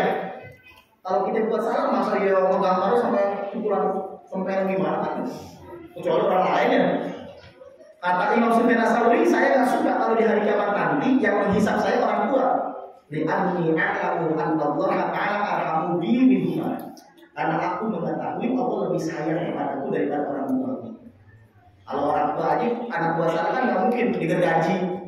Saya mau nanya ke jamaah, sekeras-kerasnya orang tua sama anak, kalau anak ibu salah ditempeleng palingnya. Enggak, bukan saya, tapi yang lain kelihatan. Kalau kadang-kadang menempeleng, kadang-kadang melempar barang, kadang-kadang nyambut. Tapi mungkin nggak anaknya bantal dipotong, tangannya digergaji, pakai besi panas disuruh pipi matanya, pandai potong sini matanya. Mungkin nggak? Enggak ya? Kira-kira Allah sama orang tua sayang mana? Sama kita sayang. Masa Allah yang lebih sayang terhadap orang tua kita akan berbuat seperti itu kepada kita. Inilah salah satu bukti rahmat Allah Subhanahu wa taala. Kata Rasulullah, "Walladzi nafsi biyadihi," demi diriku yang ada pada genggamannya, Allahu arhamu bi 'abdihi al-mu'min minal walidati syafiqah bi waladiha. Allah lebih sayang kepada seorang anak daripada orang tuanya sendiri. Jadi daripada orang tua kita sendiri, Allah lebih sayang kepada kita. Kata Rasulullah, "Laulam taznabu," kalau kalian tidak berbuat dosa, la khasyitu 'alaikum ma huwa syarrun minadz-dzunub, aku takut kalian akan berbuat dosa yang lebih buruk dari dosa itu sendiri. Apa yang semua? Al-ujub. Makanya kadang-kadang seseorang sengaja dibikin dosa sama Allah Subhanahu wa taala untuk naikin derajat dia, tapi jangan disengaja. Artinya dosa yang tidak disengaja terkadang itu salah satu cara Allah seorang hamba tersebut pengen dinaikin makamnya bukan gara-gara musibah, bukan gara-gara sakit, tapi gara-gara buat dosa. Buat dosanya sedikit, istighfar 1000. Buat dosanya sedikit, nangisnya panjang. Biasanya begitu. Ciri-ciri dosa yang di-setting atau dipermainkan oleh Allah, artinya Allah sengaja menulis dalam kitab mahfuznya si orang ini harus buat dosa. Itu ciri-cirinya dosa yang Allah membawa berkah. Setelah bikin dosa tersebut, satu, tidak sampai 6 jam orang tersebut langsung istighfar. Karena kata Rasulullah, kalau sudah lewat 6 jam akan dicatat oleh malaikat Raqib Atid, kalau belum 6 jam akan dihapuskan dosanya oleh Allah Subhanahu wa taala. Itu ada hasil terkemaksiatan. 6 jam dari perbuatan dosa. Yang kedua adalah setelah melakukan perbuatan dosa tersebut, orang tersebut merubahnya dengan perbuatan baik yang sangat banyak melebihi dosanya. Dosanya satu berbuat baik 20 kebaikan. Itulah musibah yang membawa rahmat, dosa yang membawa rahmat. Bukan dosa orang-orang. Kalau sebagian orang berbuat dosa ketagihan, udah buat dosa, yang ada istighfarnya lama bukan lama gimana? Nggak istighfar. Terus mau ngamal sore susah, malah bikin habis dosa lagi. Itu yang dosanya bahaya itu. Ya? Jangan ditiru aja. Baik. Para jamaah yang dirahmati oleh Allah Subhanahu wa taala, inna rahmati tahdi qulubi. rahmatku mengalahkan murkaku, kata Allah Subhanahu wa taala. Dan yang terakhir, sebelum kita tutup pengajian kita pada malam hari ini,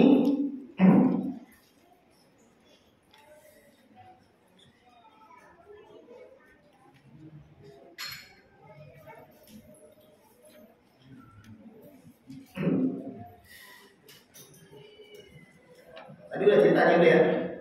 Ceritanya sudah tentang dua orang yang bersaudara di dalam kitab Tutul Qulub karangan Syekh Abdul Talib Al-Makki dan Imam Ghazali dalam kitab Ihya Ulumuddin. Ada dua orang yang bersaudara, yang satu ibadahnya biasa saja, yang satu ibadahnya luar biasa. Tapi ternyata di hari kiamat nanti orang yang ibadahnya biasa saja, yang wajib doang di bahasa kita kata Rasulullah, itu justru masuk iliin derajat yang sangat tinggi.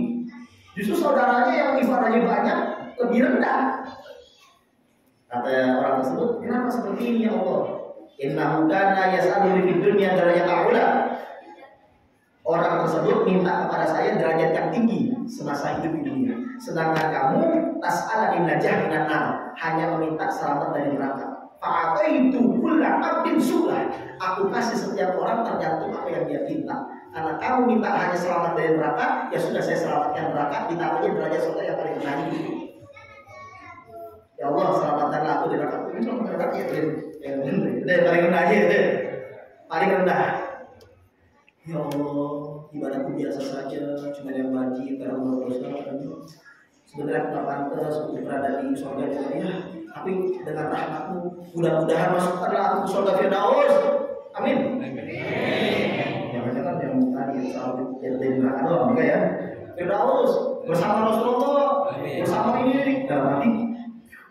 Saya berlebihan gaya aja enggak kali gitu ya. Akhirnya apa? Kita orang-orang yang biasa karena permintaan kita itu sangat tinggi, dikabulkan sesuai permintaan kita dan ditetapkan sebagai bagus. Sedangkan orang yang berdoa, ya Allah, selamatkanlah hamba dari neraka, dari fitnah kubur, masukkanlah hambamu ini ke dalam surgamu dengan rahmatmu. Titik. Akhirnya dimasukin ke surga doang dengan rahmat Allah. Udah, makomnya disebutin. Akhirnya mereka paling rendah. Padahal selama di dunia paling rajin majelis taklim, paling rajin ngaji zikir di sholawatnya. Tapi karena dia mintanya ya begitu saja, ya sudah begitu saja. Tapi orang yang biasa mintanya nggak tahu-tahu, proposalnya segini mungkin. Ya Allah begini. Dia nggak sadar kalau dia proposal. Maksudnya dia mungkin ya saya tahu yang proposal cuma segitu. Borong semuanya yang baik-baik. Akhirnya dikasihnya satu. Yang ini disebutnya, kok bukan ini gimana? Kok ini? Perasaan saya yang kiainya, perasaan saya yang ustadznya, kok mau saya di atas? Apa gimana? Iya Pak Ustadz, dulu ente minta cuma apa? Selamat dari neraka, kita kubur, masuk surga, udah selesai kan? Ya sudah selesai. Sedangkan itu hamba, murid ente misalkan, ini contohnya yang sih, mintanya tahu surga Firdaus, padahal di waktu doang sholatnya, ya udah Firdaus. Kata Rasulullah SAW, "Fa'idha sa'atullah." Kalau kalian minta kepada Allah, fas'alul firdaus, mintalah surga Firdaus. Rawahu Bukhari, hadis sahih Bukhari. Fa'idha sa'atullah, kalau kalian minta kepada Allah berupa surga dan rahmatnya, fas'alul firdaus, mintalah kepada Allah surga Firdaus. Itu dibocorin sama Rasul. Jangan, ya Allah, apa ini sampai ini surga ini kayak gak ada semangat hidup, nyerah duluan sebelum bertahun, rendah sekali himmahnya, semangatnya. Permintaannya begitu. Kecuali ada minta kayak Kiki, minta rokok satu begitu misalkan. Karena kalau ada minta satu selop, mungkin gak dikasih. Kalau manusia begitu, kalau Allah jangan, mintanya langsung. Yang berat-berat, jangan yang kecil-kecil. Paham ya? Soalnya kalau berkabul gimana? Ya Allah, masukin ke surga aja deh. Derajat berapa aja, jauh gitu aja. Yang penting surga, yang penting diampunkan dosanya. Jangan begitu, jangan alih-alih. Ya Allah, masukkanlah aku dalam Firdaus bersama Nabi-Mu. Kalau bisa bertetangga sampai sebelahan rumah. Ya sekali itu permintaan aneh, tapi hari aja nggak jauh-jauh banget. Beda 3 RT kita gitu. Ya bahasa kita begitu, karena kan di samping-samping Rasul kan berjubel juga para sahabat Nabi, wali kutub dan sebagainya. Ya kita minimal jangan jauh-jauh lah gitu. Jangan jauh-jauh. Jangan jauh ya. Di zaman Nabi Isa alaihissalam, Ada orang mantan begal. Asal ada orang lewat dibegal, duitnya diambil, barangnya diambil, dimutilasi bahasa kitanya misalnya. Preman, 40 tahun jadi preman. Bahasa hadisnya qati utorik, begal, bukan sarik. Kalau sarik itu curi biasa. Qati utorik begal. Arba'ina sanah, 40 tahun di zaman Nabi Isa. Nabi Isa sama sahabat sejatinya, satu orang Hawari lagi jalan. Satu orang sahabat di belakang, Nabi Isa di depannya. Namanya Hawariyun, cuma satu biji. Kalau Hawari banyak, kalau Hawari satu.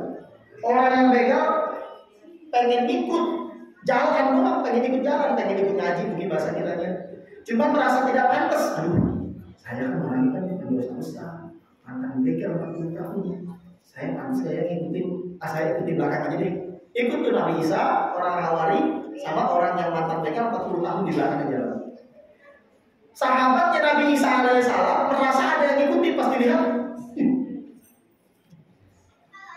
ternyata mantan begal kan dikebut sama jamaahnya Nabi Isa supaya Nabi Isa jalan, orang Hawari jalan di sampingnya berdampingan. Bahasanya Mas Duki sama Ustaz jalan berdampingan. Kenapa? Karena Mas Duki pas jalan belakang nggak boleh dekat sama dia.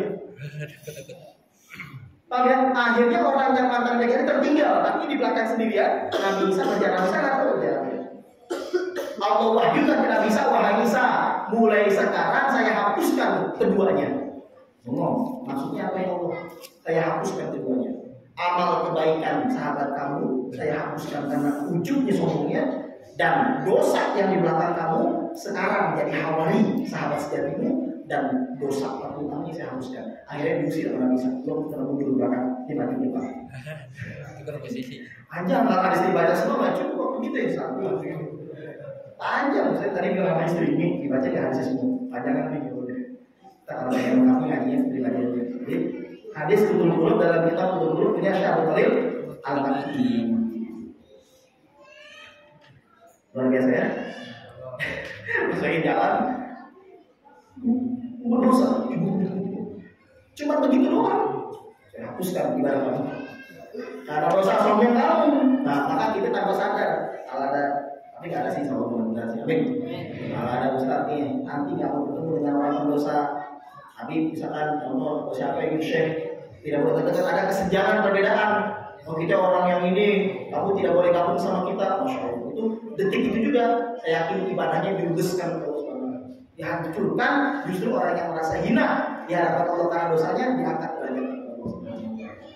Hanya ujian bagi orang ahli ibadah menjaga hatinya, jangan sampai ada unsur penghinaan di dalam kepada seorang mukmin. Sekalipun dia ahli kasyaf, sekalipun dia terbuka hatinya, tajam hatinya melihat sebagian dosa orang lain, tidak boleh memandang remeh. Itulah kenapa para wali minta kepada Allah agar ditutup penglihatannya. Kenapa?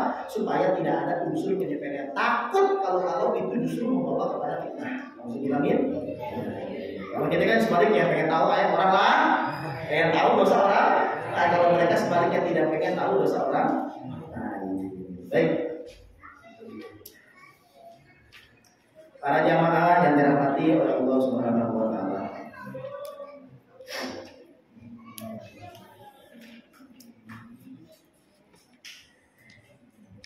Nabi Ibrahim alaihissalam dalam suatu hadis dalam kitab Risalah Kusyairiyah dengan Imam Kusyairi, Nabi Ibrahim terkenal orang yang suka menjamu tamunya. Bahkan beliau jalan 1 mil atau 2 mil, yaitu 1,6 kilo sampai 3,2 kilometer sekarang, kata Rasul. Cari orang buat makan bareng. Suatu hari ada orang Majusi penyembah api, kata Rasul, main ke rumahnya Nabi Ibrahim, nggak tahu agamanya.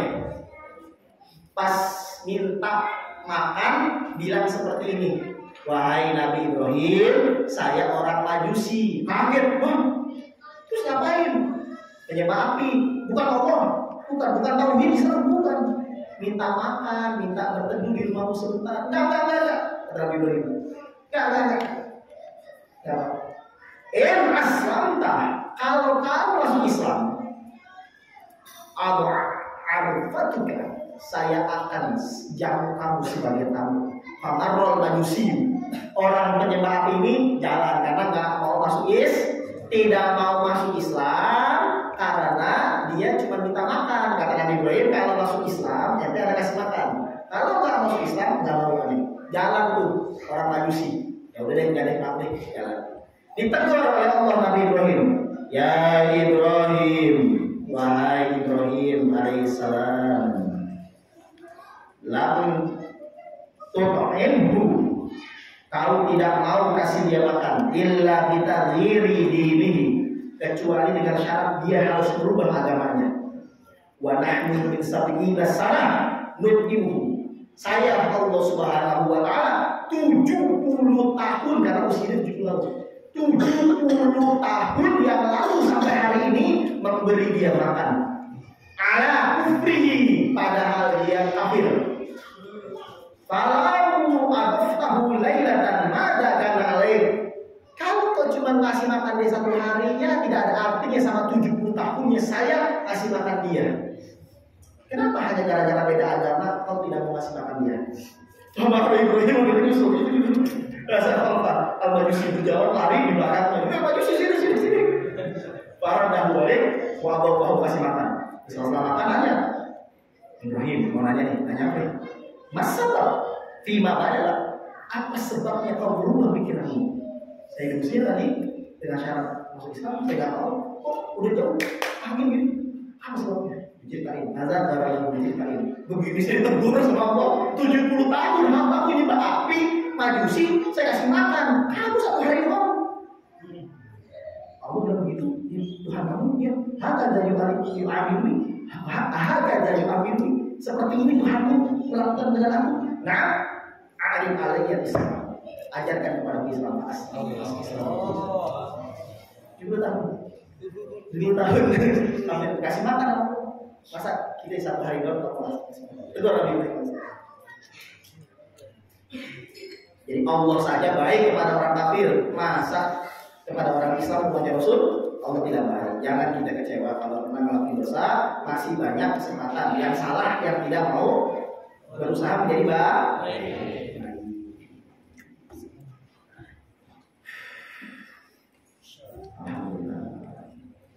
Mantap ya. Belajarlah dari Abu Hurairah yang bernama asli Abdurrahman bin Sakhar. Abu Hurairah diajarin sama Ifrit, jin kafir, Raisul jin, raja jin, diajarin bacaan buat membunuh bangsa jin yang bandel, yaitu ayat kursi, sanaknya dari jin Ifrit. Pas nyuri jahat Baitul Malnya, sekali dilepasin, 2 kali dilepasin, 3 kali dilepasin, dan Rasul dia kalau dilepasin bakalan balik lagi. Bener, besok balik lagi. Nggak tega Abu Hurairah dilepasin lagi. Anakku lapar, dilepasin lagi tuh, anakku lapar. Lepasin lagi. Yang ketiga kali, hari ini nggak bakalan saya lepasin, karena udah 3 kali. Tolong lepaskan saya. Saya akan ajarkan kepada kamu bacaan buat membunuh jin atau ngancurin jin yang bandel. Ayat kursi tidak akan diambil lagi makananmu, rumahmu buat masukkan. Dalil bahwa jin bisa ambil makanan. Dalil bahwa jin bisa ambil. Makanya kalau di tempat kita kata Rasul kan malam-malam masalah rapetin, kemudian kasur dibersihkan, jangan dipelekin.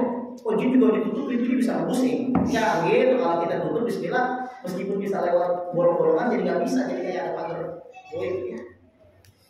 Jangan kita pakai bolong-bolongan. Jin itu energi seperti api. Api itu baru kelihatan wujudnya kalau kita membakar api. Jin pun demikian. Jin tidak bisa dilihat karena belum berubah menjadi apinya. Tapi sebenarnya bisa. Makanya jin itu ada, cuma tidak bisa kelihatan seperti api. Api kelihatan nggak sekarang? Enggak kelihatan. Tapi kalau dibakar ada? Ada. Karena jin terbuat dari api, jadi sifatnya seperti api. Tidak bisa kelihatan kecuali dibakar dulu. Artinya tidak bisa kelihatan kecuali dia berubah bentuk dulu. Dengan bantuan seperti apa namanya, justru dibakar. Jadi para jamaah yang dirahmati Allah, belajarlah dari kisahnya Abu Hurairah, Abdurrahman bin Sakhar, bahwa apa? Dia belajar bacaan ayat kursi, diajarkan oleh jin. Besoknya bilang, ya Rasulullah dilepasin lagi. Wah dilepasin lagi. Tapi dia bilang apa? Begini ayat kursi. Iya, dia pembohong, tapi yang ini benar. Dia belajarlah dari. Artinya apa? siapapun selama itu bagus yang disampaikan, bukan yang saya Inggris ya. Mas Duki lagi disuruh ceramah begitu, atau Ustaz Rifauli, atau Ustaz Tarseno, atau jangan di sini di majlis taklim yang lainnya. Jangan sekali-sekali terbesit dari hati kita. Misalkan ustaznya berhalangan, yang ada yang lain, atau ustaznya berhalangan, yang ada dan jangan sekali-sekali terbesit dalam hati kita tergetar. Siapa ini? Saya nggak mau ada dari dia. Kalau yang ceramahnya Habib atau Syekh atau Ustaz Idris atau yang mana saya mau. Tapi kalau yang ngecek-ngecek saya nggak mau dengar sombong. Kalau kebenaran dari mana saja diterima, itulah kita harus belajar dari kisahnya Abu Hurairah dan jin itu. Selama yang ngajarinnya, yang disampaikannya benar, maka harus diterima. Wallahu a'lam bishawab. Ada manfaatnya tidak? Banyak. Ada. Tapi nggak lengkap. Nanti kalau habis ini santri belajar sama Ustaz 3 jam. Ya. Nanti jamaah tanya ke santri ya. Karena yang saya ajarkan ke santri yang lengkapnya kalau tadi cuma apa ya? Namanya comot-comot gitu karena nggak cukup waktunya. Tapi insya Allah meskipun singkat bisa dipahami. Bisa. Nanti yang seriusnya Mas santri, biar santri nyampaikan ke masyarakat lagi lewat tulisannya atau wallahu a'lam. Ini belajar lagi nanti ya, yang lengkapnya. Belajar lagi. Allahumma sholli ala sayyidina Muhammadin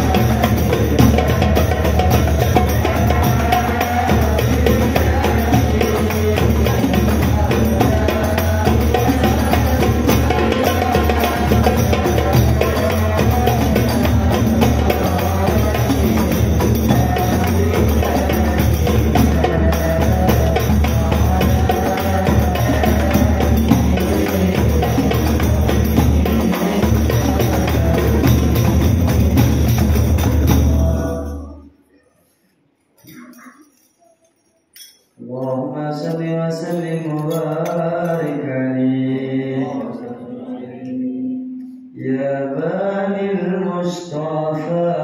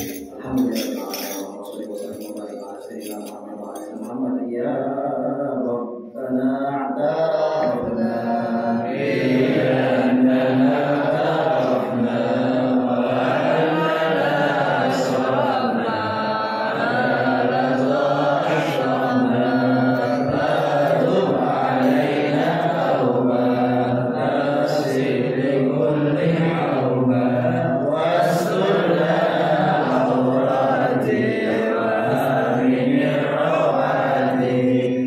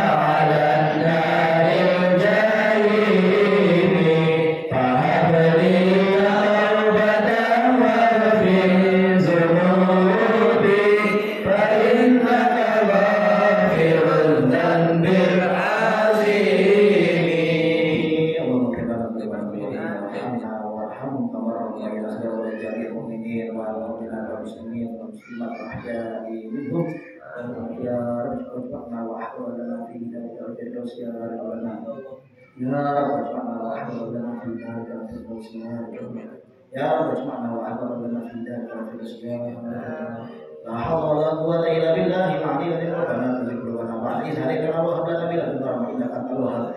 Rabbana hab lana min azwajina wa dhurriyyatina qurrata a'yunin waj'alna lil muttaqina imama waj'alna lil muttaqina imama waj'alna lil muttaqina imama.